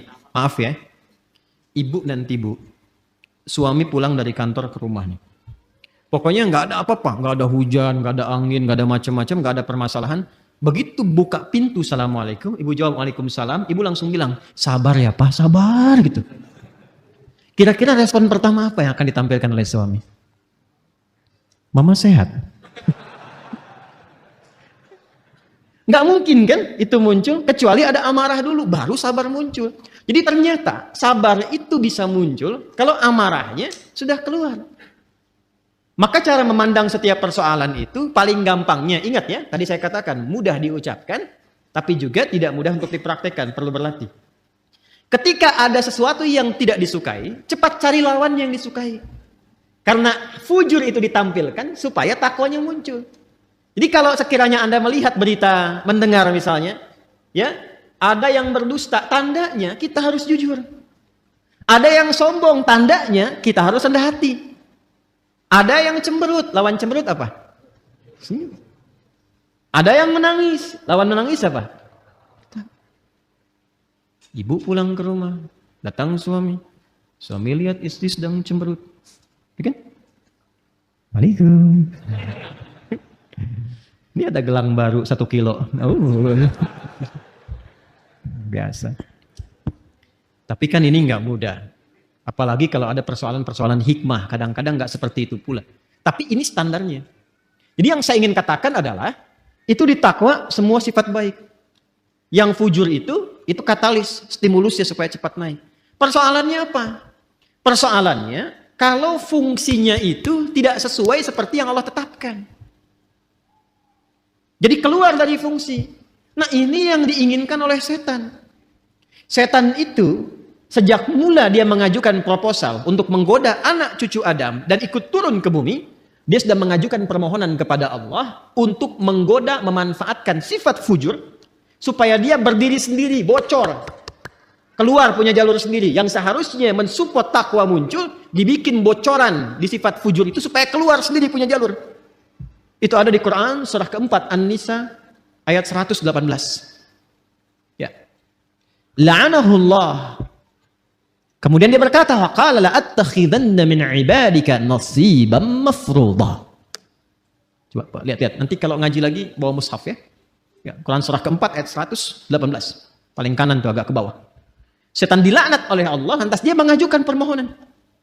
Ya Allah, perkenankan aku. Ya, berikan aku kesempatan untuk membuktikan aku lebih hebat dibandingkan dengan Adam. Selalu begitu. Caranya bagaimana? Aku ingin menggoda, memberikan sebuah jalan baru secara halus supaya satu bagian dari 2 bagian fitrah manusia itu, ya, aku berikan jalur sendiri supaya keluar. Dan dari situ muncul kemudian maksiat. Keluar bergeser. Bergeser dari jalur yang benar itu disebut dengan fusuk. Ya, pelanggarannya disebut dengan asa, sifatnya disebut dengan maksiat. Maka dibuatlah oleh setan itu sebuah jalur baru, ya, dengan cara yang halus, seakan-akan tak terasa, kayak air meresap tiba-tiba basah. Kan? Dalam bahasa Arab disebut dengan was-was. Maka dia masuk dari jalur ini, dari atas, sudur. Alladzi yuwaswisu fi, masuk lewat sini, menghembuskan penyakit ke kolbu juga, ya. Kemudian tembus ke sini ke nafas, jalurnya ke sini ke fujur. Perhatikan, fokus baik-baik. Yang seharusnya bersifat begini, menjadi katalis, dibikin jalur sendiri keluar ke sini. Sehingga apa? Ini amarah yang seharusnya mensupport sabar, dia keluar sendiri ke sini. Ya, kalau bahasa apa Rusianya tuh ujuk-ujuk ya. Yuk. Ujuk-ujuk marah aja gitu, ya. Ini ke sini nih. Jadi ini keluar nih. Jadi kalau dia keluar sendiri, akhirnya menjadi sifat mandiri yang jelek, yang buruk, ya, yang buruk. Sesuatu yang buruk itu dalam bahasa Arab disebut dengan su namanya. Apa? Su. Jadi ini mandiri dikeluar nih, dusta keluar sendiri, amarah keluar sendiri. Maka dia keluar dari fujur ini kepada nafas. Keluarlah dari sini ini su. Jadi setan memberikan was-was, memerintahkan tuh ammar. Ya, kalau memerintahkan kepada sifat ammarah berkali-kali terus begitu. Maka muncullah Quran surah ke-12 Yusuf ayat 53. Tadi Anda tuliskan. Ya. Untuk menggambarkan itu, wa ma ubarni'u nafsi innan nafsa la ammaratum bisu illa ma rahima rabbi. Aku nggak bisa menilai diriku itu orang suci. Fala tuzakku anfusakum. Jangan menilai diri kita suci, tidak. Sepanjang masih hidup, akan selalu ada peluang setan menggoda dan membocorkan sifat fujur ini. Sehingga keluarlah perbuatan su dari nafas. Kita menyingkatnya karena nafas asalnya netral, nafas itu netral. Tapi ketika yang keluar su, kita sering satukan nafas dengan su, jadi nafsu. Oh. Ini kan bahasa kita saja ini. Asalnya begitu. Padahal nafas itu netral tadinya. Ya, nafsu itu netral. Cuma kenapa menjadi negatif? Karena ini yang dimaksudkan. Su keluar dari sinilah, ammaratun bisu, keluarnya dari sini. Ini yang menjadikan kadang-kadang manusia alih-alih dia jujur, kemudian dia berdusta. Alih-alih dia tawadhu, kemudian dia sombong. Penyebabnya itu. Ya, penyebabnya itu. Ini yang menjadikan dalam jiwa kita selalu ada pergolakan. Ya, selalu ada pergolakan, nggak pernah berhenti, nggak pernah selesai. Ini pun Anda keluar dari sini, itu nggak selamanya langsung pada satu tujuan. Pasti akan bergolak dulu nih. Ya, ini masih macet, tar aja dulu sini dulu gitu kan. Cepat pulang, gini, macam-macam tuh. Ya, akan ada selalu seperti itu. Nah, sesuatu yang bergolak, tidak pernah tenang pada satu keadaan, itu bahasa Arabnya disebut dengan kolbun. Dari kata qoluba yaqlabu. Sesuatu yang senantiasa bergolak. Karena itu tempat bernaungnya nafas disebut dengan kolbu. Untuk memberikan kesan bahwa di dalamnya selalu ada pertarungan antara nilai-nilai kebaikan diakumulasi oleh takwa dengan bisikan-bisikan setan yang membuat fujur itu mandiri untuk keluar. Apakah Allah membiarkan begitu saja? Tidak. Allah punya sifat Rahman, punya sifat Rahim, dan rahmat Allah kepada hambanya itu tidak bisa dinilai, saking luasnya. Saking luasnya. Maka saking sayangnya Allah kepada kita, ditetapkanlah dua hal. Dan ini yang betul-betul kita jaga. Betul-betul kita jaga. Untuk bisa mengoptimalkan takwa ini, sekaligus menekan supaya fujurnya tetap ada fungsinya. Kalau bisa kita kerjakan dan optimalkan dua hal ini, maka tidak ada tempat bagi setan untuk membangun celah pada jiwa kita. Satu, secara fitrah, Allah tugaskan malaikat untuk mensupport jiwa takwa itu. Jadi ada malaikat yang bertugas juga mendampingi kehidupan kita, yang diantaranya memberikan dorongan-dorongan pada kebaikan. Karena itu menariknya, malaikat disebutkan 88 kali dalam Al-Quran, setan disebutkan 88 kali. Dan itu akan selalu bertarung, bisikan-bisikan itu. Nah, ya. Allahu Akbar, Allahu Akbar. Pernah ada suasana hati? Cepat, sudah adzan, siap-siap. Pernah ada begitu? Tapi ketika La ilaha illallah baru adzan, belum qomat. Pernah begitu? Iya kan? Ya. Wujuhu yawma idzin nadhirah. Wajah-wajahnya kelihatan. Ya itulah pertarungannya selalu begitu. Selalu begitu. Maka apa kata Nabi sallallahu alaihi wasallam? Istafti qalbak. Tanyakan pada jiwa hatimu yang paling dalam ketika kita berada dalam suasana-suasana untuk memberikan sebuah putusan. Jadi kalau sedang ada kegelisahan, harus memilih misalnya, kan yang paling sulit itu dilema di antara dua cinta. Gitu kan?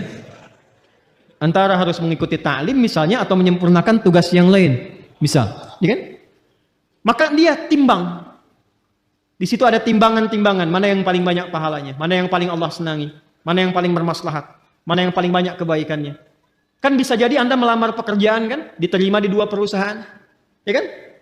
Maka apa yang harus kita lakukan? Salah satu jalannya adalah itu tanyakan pada jiwa hati yang paling dalam, yang kira-kira ada unsur kebaikannya banyak didapatkan.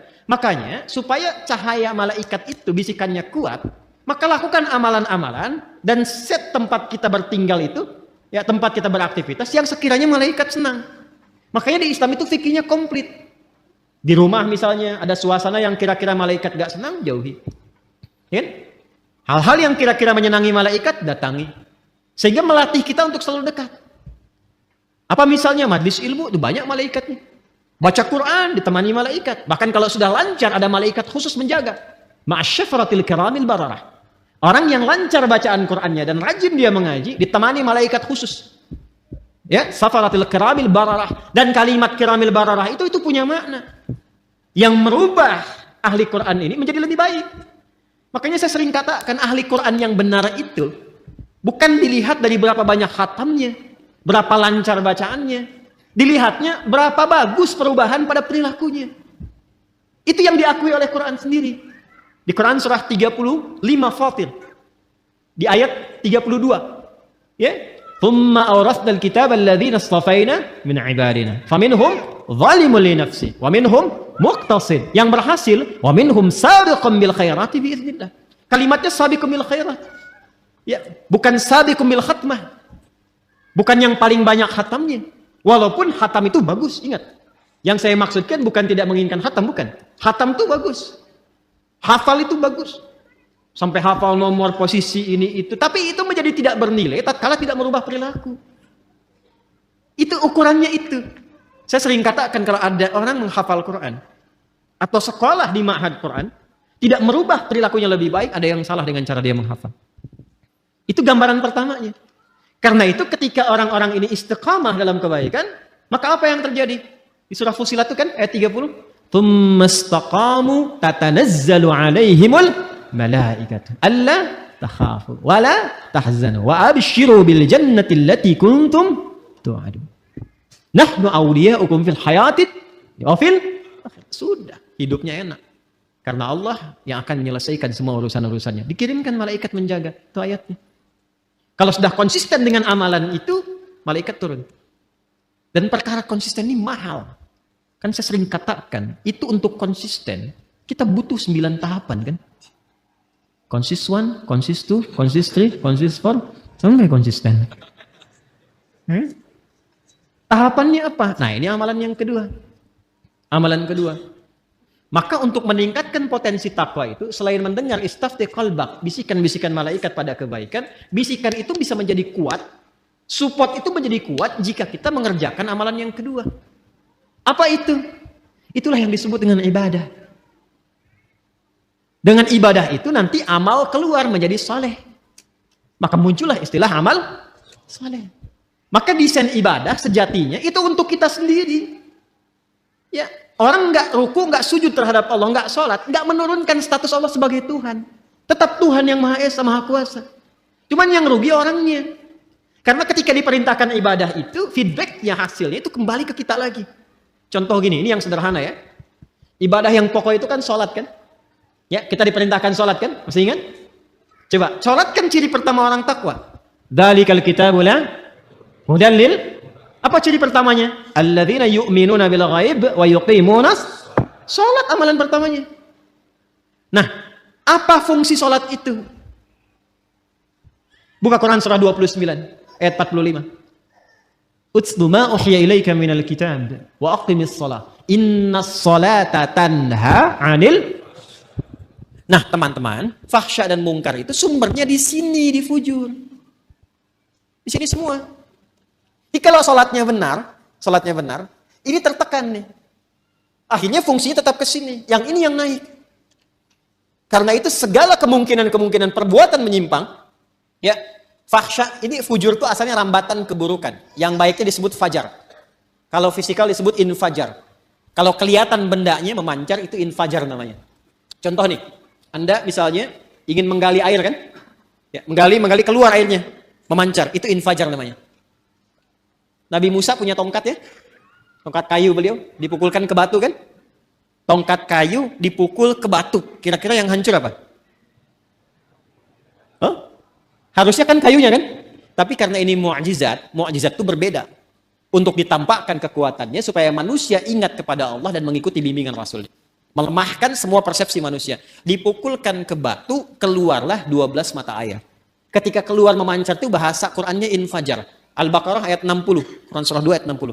Wa idzistasqa Musa liqaumihi faqulna dhrib bi'asakal fanfajarat min husnata asyrata aina. Tongkat kayu Nabi Musa dipukulkan ke batu, keluar 12 mata air. Anda punya tongkat emas, pukulkan ke batu, keluar 12 air mata. Itu keluar tuh, itu infajar.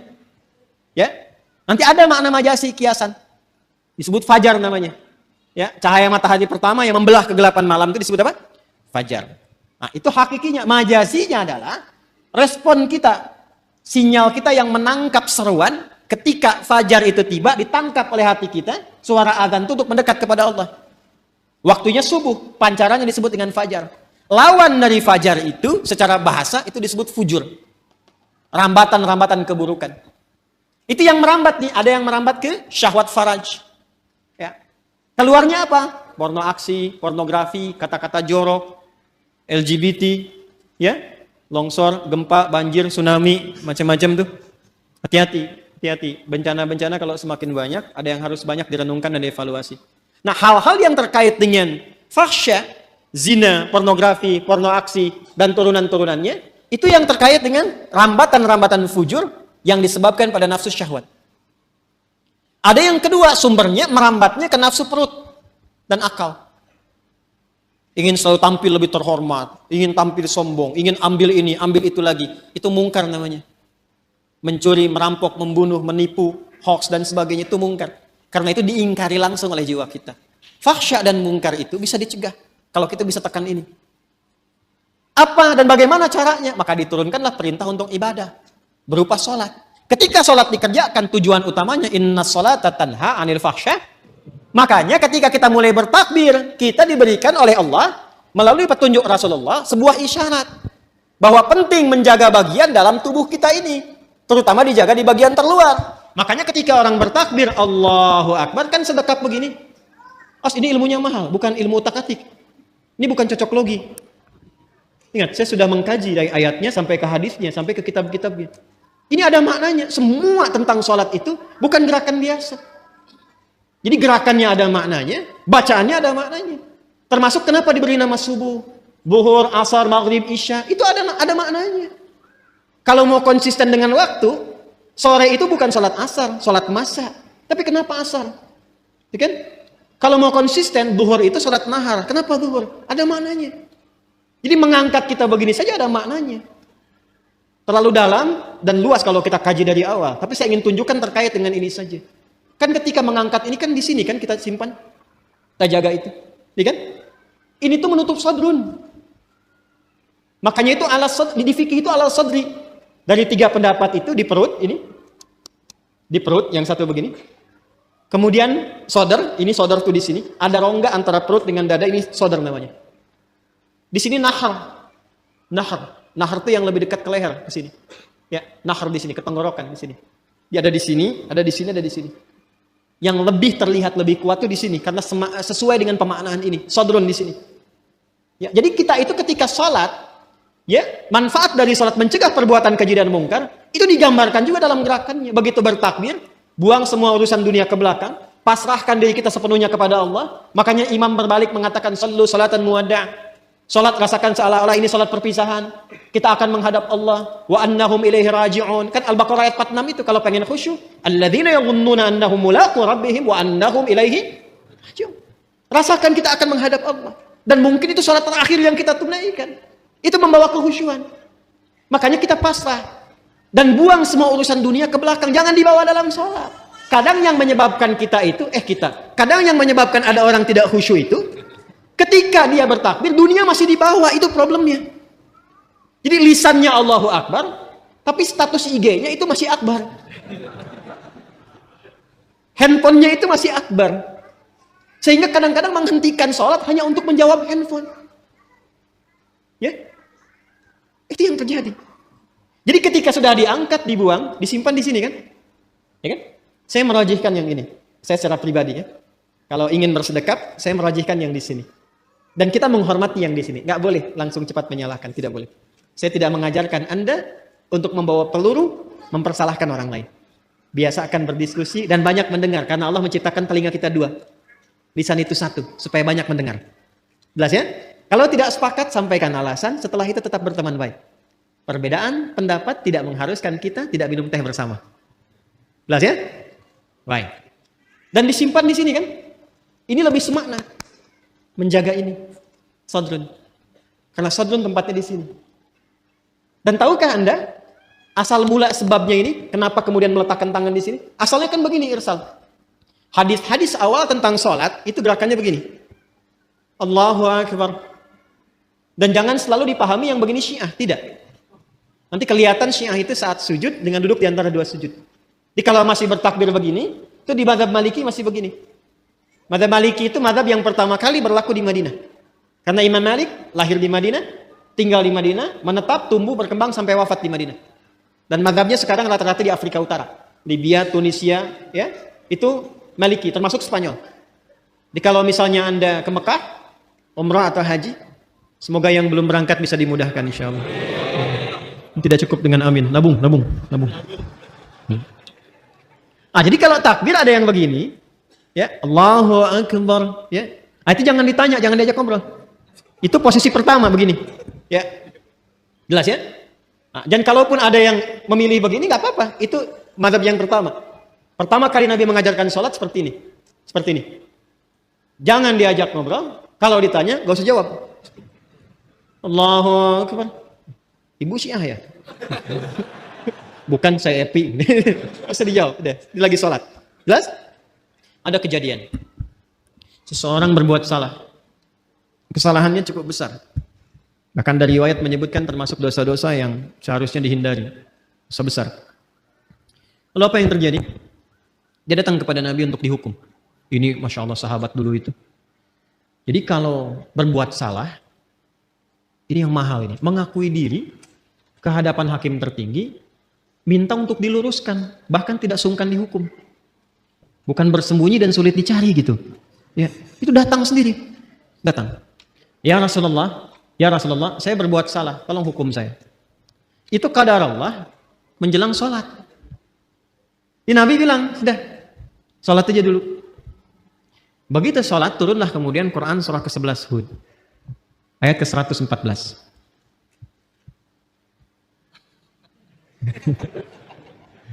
Quran surah ke-11 Hud ayat 114.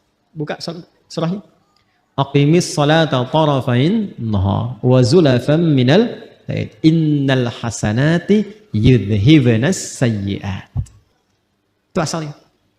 Quran surah 11 ayat 114. Tunaikanlah salat di kedua sisi siang itu. Kemudian juga ke malamnya. Maksudnya 5 waktu. Nanti ini disinggung, ini bahasanya tinggi. Nanti yang seperti ini banyak. Seperti di Al-Isra ayat 78. Aqimis salata liduluki syamsi ila ghasaqil laili wa qur'anan fajr. Lalu yang menarik ini. Innal hasanati yudhhibnas sayyi'at. Semua salat yang dikerjakan itu disifati langsung oleh Allah dalam Al-Quran dengan nama hasanah. Innal hasanati yudhhibnas sayyi'at. Orang-orang yang mampu salat dengan benar, itu akan melahirkan hasanah dan langsung menggugurkan kesalahan-kesalahannya. Jadi ayat ini sekaligus membebaskan si pelaku maksiat tadi, ya kan? Dalam ancaman hukuman itu langsung pembebasannya turun wahyu dari Allah. Dan diampuni sama Allah. Makanya ketika selesai sholat, Nabi tidak menghukum. Karena selesai masalahnya dengan taubatnya itu. Ya, selesai masalahnya. Makanya kalau ada persoalan, jangan semua masalah itu di-broadcast. Dibikin status. Diselesaikan. Curhat sama Allah atau minta solusi pada yang sekiranya memberikan solusi. Saya tarik lagi, apa hubungannya dengan ini? Jadi begitu selesai tuntas ini, salatnya ditunaikan, turunlah ampunan Allah Subhanahu wa taala dan disebut dengan hasanah. Innal hasanati yudhhibnas sayyi'at. Apa hubungan dengan pembahasan kita? Sangat nyambung. Karena ketika turun ayat itu sekaligus memberikan sebuah penguat dan penegas bahwa salat itu bila dikerjakan dengan benar, termasuk rangkaian ibadah, dia mampu menekan perbuatan-perbuatan maksiat dan merubah keburukan itu menjadi hasanah. Sedangkan hasanah itu bagian dari konsepsi takwa. Coba Al-Arba'in, ini ngaji hadisnya sampai mana ya? Coba Al-Arba'in dibuka yang nomor 18 itu. Ya, kalau saya nggak keliru nomor 18 tuh. An Jundub bin Junadah wa Mu'adz bin Jabal radhiyallahu ta'ala anhuma qala Rasulullah sallallahu alaihi wasallam ittaqillaha haitsuma kunta wa atbi'is sayyi'atal hasanata tamhuha. Kan kalimat hasanah dibuka dengan takwa di situ kan? Hei, mana hafalannya nih? Hafal satu-satu bagian hidup kita itu. Ittaqillaha haitsuma kunta. Tingkatkan takwamu kepada Allah dimanapun kamu berada. Kalau mampu meningkatkan takwa akan melahirkan hasanah. Hasanah itu yang akan menutup segala keburukan-keburukan. Makanya kalau orang salatnya benar, muncullah kemudian rambatan-rambatan kebaikan, tertutup peluang-peluang setan untuk menggoda, yang keluar yang baik-baiknya saja. Itu yang menjadikan digambarkan dalam salat ketika kita kemudian angkat tangan, simpan di sini, menutup ini, tutup, jaga, dan lihat baik-baik. Cara menutupnya kan begini. Ini sekali lagi, ini bukan ilmu takatik ya. Ini hasil riset. Coba lihat baik-baik. Yang ditutup yang kiri kan? Yang nutup yang kanan kan? Begini kan? Bukan begini ya? Awas, kanan di depan, begini. Yang menutup, kiri di dalam. Baru begini kan? Dan ada 3 cara. 3 cara. Yang telapak ini, ketemu punggung di sini. 1. Kemudian ini bisa menggenggam, bisa begini. Bisa begini, bisa menggenggam. Sama antara laki-laki dengan perempuan. Ini 1. Yang kedua, ini pergelangan. Ketemu pergelangan di sini. Ini. Di sini, begini. Yang pertama begini. Ini, telapak ketemu punggung, begini. Bisa digenggam. Yang kedua, ini pergelangan ketemu pergelangan di sini. Dan itu langsung ya, nggak usah diukur dulu. Allah. Langsung ya. Yang ketiga lewat dikit di sini. Tapi nggak sampai sini. Lewat dikit di sini. Jadi di sini, lewat dikit ke sini. Tapi nggak sampai ke sini. Ya, awas, nggak sampai. Dan ini nggak disukai. Nggak disukai. Bahkan ada beberapa yang menyebutkan riwayat yang sampai tidak disukai seperti orang sombong. Ya, orang sombong. Kadang-kadang kalau ngawasin proyek bangunan kan begini gitu. Jadi bukan di sini, hati-hati ya. Hati-hati, yang subuh-subuh ke puncak tuh kadang-kadang begini. Di sini. Nah ini, lihat-lihat, ini kanan, ini kiri. Ini mahal sekali, ini mahal sekali.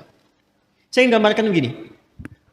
Kalau Anda berbuat sesuatu yang baik, itu sering diilustrasikan dengan kanan atau kiri?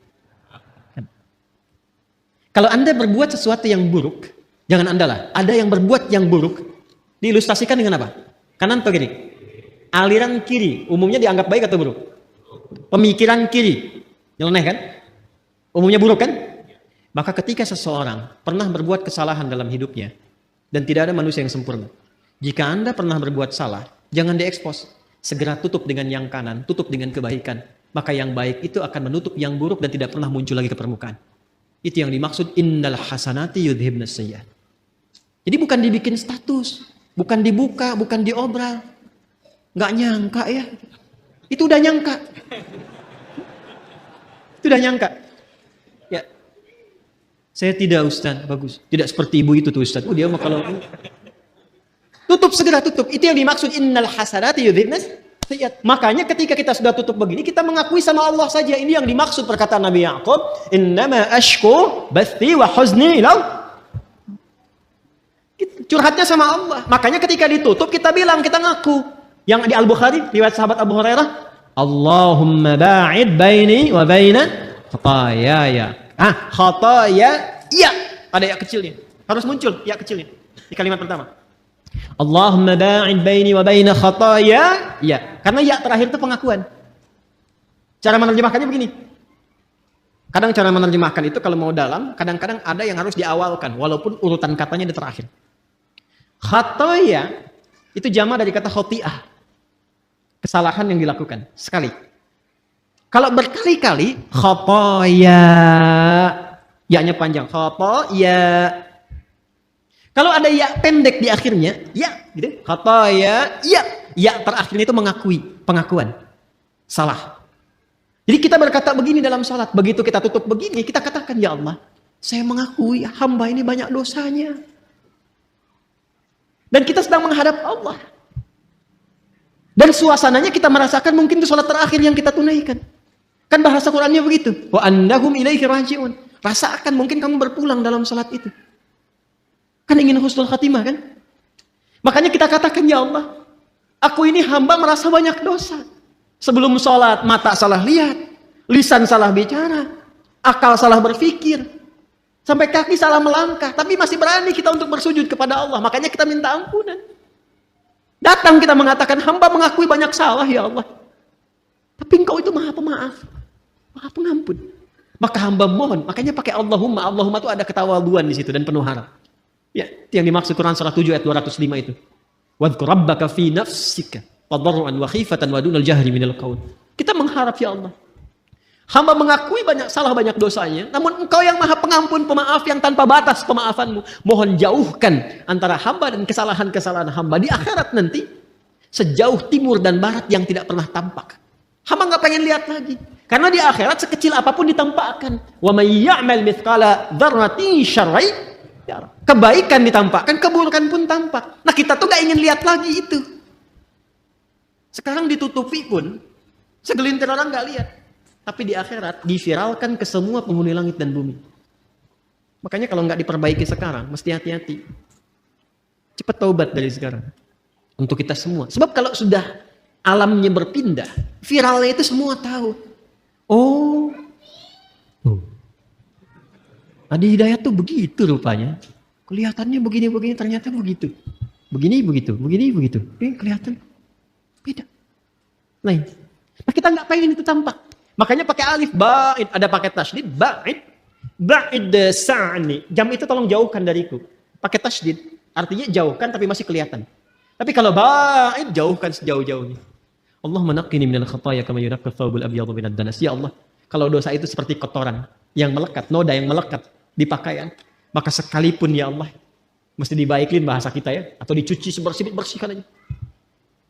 Allahumma ghsilhu bil ma'i wal thalji wal barad. Ya Allah, kalau perlu gunakan air yang dingin untuk membersihkan. Ini bahasa majaz tinggi sekali. Ini bahasa taubat yang dalam.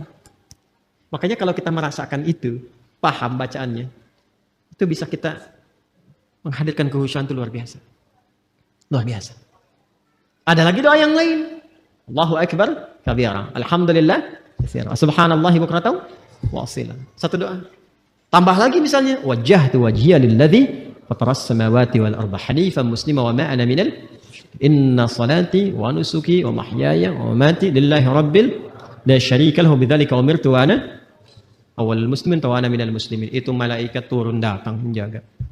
Makanya Ali bin Abi Thalib sangat konsisten membaca doa itu dalam iftitahnya. Itu tinggi nilainya. Ya Allah, saya pasrah dalam sholat ini kepada pencipta penguasa langit dan bumi. Ya Allah, saya sholat selama ini. Saya ibadah selama ini. Saya hidup pun ya Allah. Atau engkau wafatkan aku saat sholat ini. Aku pasrah. Lillahi rabbil alamin. La syarikalah, aku berikrar gak akan pernah musyrik kepadamu ya Allah.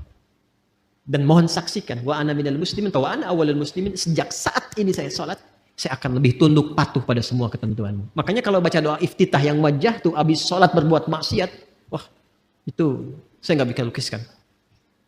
Ada hal yang tidak tepat yang dilakukan. Nah ini yang dimaksudkan itu. Ini yang tadi saya katakan, untuk menjaga takwa supaya muncul, supaya kuat, maka ibadah itu perbanyak. Di antaranya sholat, makanya sholatnya tingkatkan. Yang 5 itu standar, yang pokok itu. Tambah, semua menu sholat keluarkan. Dan rasakan perbedaannya. Rasakan perbedaannya. Rasakan bedanya, bedakan rasanya, dan pasti akan terasa bedanya. Menunya keluarkan menunya. Apa saja sholat sunnahnya. Ya, dari mulai pagi, siang, sore, sampai ke malam. Lalu saya sih menyarankan pada diri saya dan mengajak pada teman-teman, sepanjang hidup, berusahalah semua menu sholat pernah ditunaikan. Ya, berusahalah. Rinci dulu. Minimal walaupun cuma sekali misalnya yang sunnah. Ketika dihisab di hari kiamat, alhamdulillah rapat kita bagus. Semua jenis sholat pernah kita kerjakan. Ya, sholat jenazah pernah? Halo, kenapa begini? Jenazah pernah? Itu langka itu, ya. Makanya kalau ada sempatkan, kalau memungkinkan. Makanya pahalanya tinggi, 1 qirat sebesar gunung. Dan sholat-sholat yang lainnya maksimalkan. Nah, apalagi yang lainnya, semua jenis ibadah. Baca Quran ibadah tidak? Ibadah. Makanya Quran itu tembusnya langsung ke jiwa. Wa syifaa'un lima fis sudur. Mana Qurannya? Syifaa'un lima fis sudur. Sedangkan setan tugasnya memberikan waswas. Alladzi yuwaswisu fi sudur linnas. Lawan dari itu apa? Quran. Makanya kalau orang rajin baca Quran, bacanya benar, setan menjauh. Menjauh setan. Apalagi misalnya infak. Infak itu untuk melapangkan jiwa. Berbagi itu bisa melapangkan hati. Sama dengan memaafkan orang lain. Memaafkan, menahan amarah. Sama dengan infak itu kalau nggak lapang hatinya nggak mungkin bisa berbagi. Makanya infak itu disandingkan dengan menahan amarah dan memaafkan orang. Itu satu sandingan di Ali Imran ayat 134. Alladzina yunfiquna fis sarra'i wad dharra wal kadhiminal ghaidha wal 'afina 'anil nas wallahu yuhibbul muhsinin. Dan itu ciri orang takwa. Karena ayat 133-nya berbicara tentang ciri orang takwa. Kan Anda tulis tadi, Quran surah 3 ayat 133 sampai 134. Wasari'u ila maghfiratin mir rabbikum wa jannatin 'arduha as-samawati wal ardu u'iddat lil. Siapa orang takwa yang punya surga seluas langit dan bumi ini? Dikasih surga seluas langit dan bumi, lapang sekali. Bagi siapa? Bagi orang yang lapang hatinya. Apa cirinya? Gemar berbagi, bisa memaafkan, menahan amarah. Itu latihan. Latihan. Dan pada akhirnya kita berpikir tentang akhirat. Jadi merenungkan tentang akhirat, tentang kematian, kita akan pulang dan sebagainya. Itu bisa memperkuat jiwa takwa kita. Sehingga itu yang membuat kita gemar ibadah. Kan bekal akhirat itu ibadah. Ya kan? Harta yang kita bawa itu sekarang, itu sifatnya duniawi. Baru jadi bekal akhirat kalau dipakai ibadah. Antum pakai sepeda berapa banyak tuh? Hah? Udah dipakai ibadah belum? Udah berapa kali mengantarkan ke masjid dibandingkan dengan dipakai ibadah subuh? Jalan-jalan, sepedaan, bikin grup. Kenapa grup yang nggak dibawa untuk ke masjid? Ikut ta'lim, pakai sepedanya. Hah? Pakai motornya. Apa jawab hisab di hadapan Allah di hari kiamat? Aku berikan nikmat kepadamu berupa nikmat A yang tidak aku berikan pada hamba yang lain. Dia nggak punya sepeda, jalan dengan kaki dan sendal jepitnya itu ke masjidku. Kamu aku kasih mobil A, mobil B, motor C, sampai sepeda yang paling mahal. Yang di bumi cuma ada satu. Nggak sanggup mengantarkan kau ke masjid. Belum bisa dipakai ibadah. Buka lemari. Lihat semua jenis pakaian yang ada di lemari itu. Udah dipakai ibadah belum? Kelihatannya sederhana. Tapi itu bisa meringankan hisab. Minimal pakai dulu ibadah. Ya, saya mencoba membiasakan begitu. Jadi kalau ada apapun itu, baju, sepanjang, walaupun cuma kaos, pakai, tutup lagi, pakai sholat dulu. Jadi ketika ditanya, ya di hidayat, ada nikmatku di hari, ya Allah, Engkau maha mengetahui, ya Allah. Mulut kan dikunci, bajunya bicara. Dan dia bersaksi, aku pertama kali dipakai, ya Allah, sholat. Menyembahmu, sujud kepadamu. Wah itu indah tuh, tenang hati kita tuh. Tenang. Nah sekarang, malam ini, tinggal kita evaluasi diri. Apakah pancaran-pancaran itu sudah keluar dari ekspresi tubuh kita dari ujung kepala sampai ujung kaki?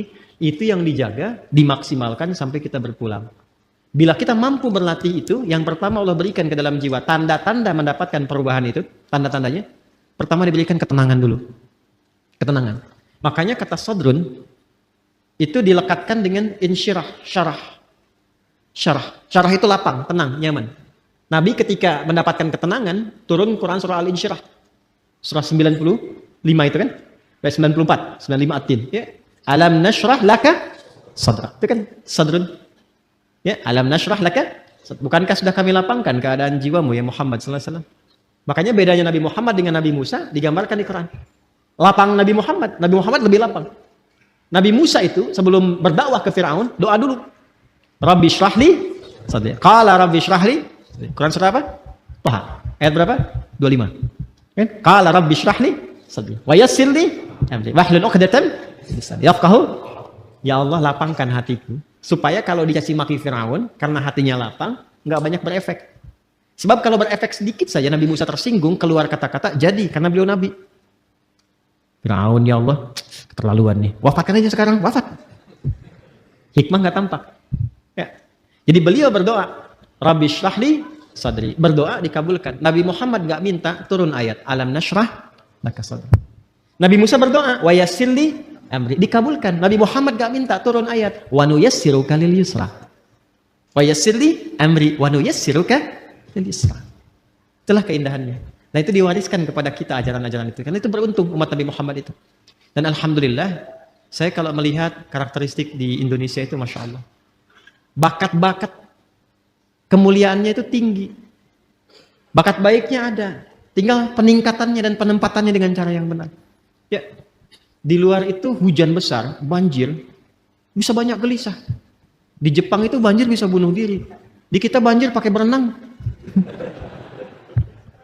Hujanan. Ah, jadi sekarang tugasnya kita keluarkan lagi. Sampai pertama hati lapang dulu. Nah, jiwa kalau sudah lapang, kelapangan ini bagian terakhir. Maaf ya, di bagian terakhir. Kelapangan yang diperoleh dari hasil ibadah, itu disebut tumakninah namanya. Apa namanya? Ingat, ada sakinah, ada tumakninah, beda. Sakinah itu kelapangan yang diperoleh setelah masalah itu hilang. Sedang ada masalah nih. Tuntas masalahnya. Biasanya kalau masalah selesai, hati lapang kan? Nah, kelapangan hati setelah masalah itu hilang, itu disebut sakinah namanya. Ya. Iya. Ibu berharap sakinah di rumah tangga? Bapak, teman-teman berharap sakinah di rumah tangga? Samara itu kan sakinah, mawadah dan rahmah. Ingin dapat sakinah? Nah, berarti ingin punya masalah. Nanti setelah hilang itu, ada ketenangan, itulah sakinah. Tumaninah beda. Ketenangan yang diraih lewat proses ibadah. Karena itu dalam sholat kita kenal ada tumaninah bukan sakinah. Coba lihat, ada tumaninah dalam ruku ada? Tumaninah dalam sujud ada? Maksudnya apa? Ruku sampai tenang. Ingat, ini kadang, mohon maaf, saya tidak bermaksud menyalahkan. Hanya mungkin kurang lengkap dalam memahami. Ya, hatta tatma'inna raqi'an, sampai kamu tenang dalam ruku itu, maksudnya begini, ruku, sampai merasakan ketenangan. Darah mengalir dulu, enak, sudah posisi yang enak, baca doa, doanya teresap dalam jiwa, sudah dapat ketenangan itu baru bangkit i'tidal. Makanya Nabi itu kadang-kadang rukunya lama. Tapi proporsional kalau sedang sholat berjamaah. Sangat proporsional. Itu yang dimaksudkan. Latihan-latihan tumakninah itu yang dilakukan dalam ibadah itu nanti akan melahirkan ketenangan kepada kolbu. Sifatnya nanti terbawa, kolbunya itu menjadi tenang. Itu yang dimaksud Quran surah 13 ayat 28. Ala bi dzikrillahi tatmainnul. Yakinkan pada dirimu, semakin banyak zikirnya, hati menjadi tenang. Dan semua ibadah itu di Quran disebut zikir. Salat disebut zikir, Quran surah ke-20 ayat 14. Wa aqimis sholata lidzikri. Baca Quran disebut zikir karena Qurannya pun zikir. Quran surah 15 Al-Hijr ayat 9. Inna nahnu nazzalna dzikra wa inna lahu lahafidhun. Menghafal Quran disebut zikir. 4 kali disebutkan. Quran surah 54 ayat 17, 22, 32, 40. Walaqad yassarnal Qur'ana lidzikri fahal min mudzakir. Berdoa disebut zikir. Makanya kalau kita sedang berdoa, hati cenderung lebih tenang. Punya masalah, terus kita berdoa. Bukankah setidaknya ada ketenangan dalam jiwa? Karena itu doa disebut zikir. Quran surah 7 ayat 205. Wadhkur rabbaka fi nafsika. Ya, tadarruan wa khifatan wa dunal jahri minal qaul. Ba'da salat kita zikir kan? Subhanallah, alhamdulillah, Allahu akbar sampai tenang itu. Ya kan? Itu ada di Quran surah 4 ayat 103. Fa idza qadaytumus salata fadhkurullaha qiyaman wa qu'udan wa 'ala junubikum. Itu zikir. Apa manfaat zikir? Ala bi dzikrillah tatmainnul qulub. Kolbunya menjadi tenang. Ketika kolbu tenang, nafas ikut tenang. Karena nafas itu ada dalam kolbu. Maka sifat nafasnya akan berubah. Latihannya tumakninah. Ketika sering tumakninah, maka sifat tumakninah akan melekat kepada nafas. Maka berubahlah sifat nafas menjadi mutmainnah. Kalau ini dijaga sampai meninggal, sampai pulang, itu panggilannya tinggi di sisi Allah. Dihargai betul kita. Dan dipanggil ketenangan jiwa itu. Maka turunlah Quran surah ke-89 ayat 27 sampai 30 itu. Ya ayyatuhan nafsul mutmainnah. Irji'i ila rabbiki radiyatan mardiyah. Fadkhuli fi ibadi wadkhuli jannati. Jannah di situ mau yang mana? Kata Allah, jadi bagian hambaku masuk surgaku. Nah, surga yang kita harapkan itu yang dipanggil oleh Allah ditampakkan kan di hari kiamat tuh, bukan sekedar hari kiamat, saat sakaratul maut itu ada yang ditampakkan oleh Allah. Makanya Sayyidah Asiyah radhiyallahu taala anha, ya kan? Rahimahullah, istrinya Firaun. Itu kan di akhir sakaratul mautnya. Saat beliau diancam siksa oleh Firaun itu. Apa yang terjadi dan diabadikan di Quran kan? Rabbibnili. Mana Qurannya? Baitan indaka fil jannah wa najjini min fir'auna wa amalihi. Ya Allah, bangunkan aku satu rumah di surga. Ya Allah, aku ridha, aku berislam di tengah-tengah banyak ancaman dan hukuman bahkan siksaan sekarang. Aku ridha ya Allah. Aku ridha, aku menerima semua itu sepanjang itu adalah bagian dari ketentuan. Mohon dengan segala ketulusan dan keridhaan perjuangan ini, berikan aku satu rumah di surga. Ditampakkan langsung. Makanya ketika ditampakkan senyum, riwayatnya kan begitu. Ya, riwayatnya kan begitu. Coba lihat di kitab Al-Bidayah wa Nihayah itu. Jilid yang kedua. Ada 21 jilid yang kedua. Itu kisahnya Nabi Musa dan turunannya. Itu senyum. Makanya ketika senyum itu diperlihatkan itu. Ketika senyum, komen Firaun. Kita langsung dislike. Apa komennya? Ih, perempuan mau disiksa kok senyum. Firaun nggak tahu apa yang dia lihat pada saat itu. Maka ditampakkanlah kenikmatannya, tenang, senyum. Ketenangan itu yang menjadikan pulangnya tak terasa. Seperti rambut yang ditarik dari adonan yang sangat lembut itu. Halus. Ya kan? Ada yang lagi tiduran, tiba-tiba tidur untuk selamanya. Hati-hati yang lagi tiduran. Yang lagi baca Quran, ada yang lagi sujud meninggal. Ya kan? Ya, luar biasa tuh. Nah, itu yang dimaksudkan. Jadi semua nyambung. Nah, fadkhuli jannati, masuk ke surgaku. Surga yang mana yang dimasuki? Itu bergantung pada latihan ibadah kita untuk membentuk karakter nafsu mutmainnah tadi. Makanya orang-orang yang masuk surga Firdaus pun latihannya nggak jauh dari sholat, dari zakat, menahan nafsu. Coba lihat Quran surah ke-23 tadi, ayat 1 sampai 11. Qad aflahal mu'minun. Siapa itu? Alladzina hum fi sholatihim. Walladzina hum 'anil lagwi mu'ridun. Walladzina hum lizakati berbagi, latihan sholat, itu sampai ulaika humul warithun alladzina yarithunal firdausa hum fiha khalidun. Anda menulis di taman surga, Quran surah 51 tadi, ayat 15 sampai 23, apa amalannya? Innal muttaqina fi jannatin wa 'uyun, akhidhina ma atahum rabbuhum, innahum kanu qabla dzalika muhsinin. Apa amalannya? Kanu qalila minal laili ma yahja'un. Salat, wa bil ashari hum yastaghfirun, dzikir, wa fi amwalihim haqqul lis-sa'ili wal mahrum, berbagi. Itu enggak jauh. Makanya hidup tuh itu aja yang dikeluarkan. Keluarkan kurikulum surganya, konsisten ikuti sampai meninggal, enggak susah. Itu aja. Kok meninggal juga? Oh, meninggal. Meninggal. Sama kita semua. CM, calon meninggal. Ya. Pasti meninggal kan? Sudah tahu akan meninggal, kenapa nggak disiapin? Anda kalau sudah tahu mendung di luar, kan hujan, dan terlihat sudah mulai ada, airnya sudah mulai jatuh-jatuh, bukankah Anda siap-siap? Manusia ini kadang-kadang aneh gitu, logika berpikirnya. Udah tahu mau meninggal, tapi nggak siap-siap buat meninggalnya. Dan kita ini beruntung jadi muslim, karena sebelum meninggal sudah dikabari bekal-bekal untuk persiapan meninggal. Dan diinfokan alam setelah meninggal. Temukan dimanapun, Anda nggak akan temukan keterangan bab-bab tentang pasca kematian. Ada apa, tahap stepnya kemana, bagaimana hasilnya, dan seterusnya.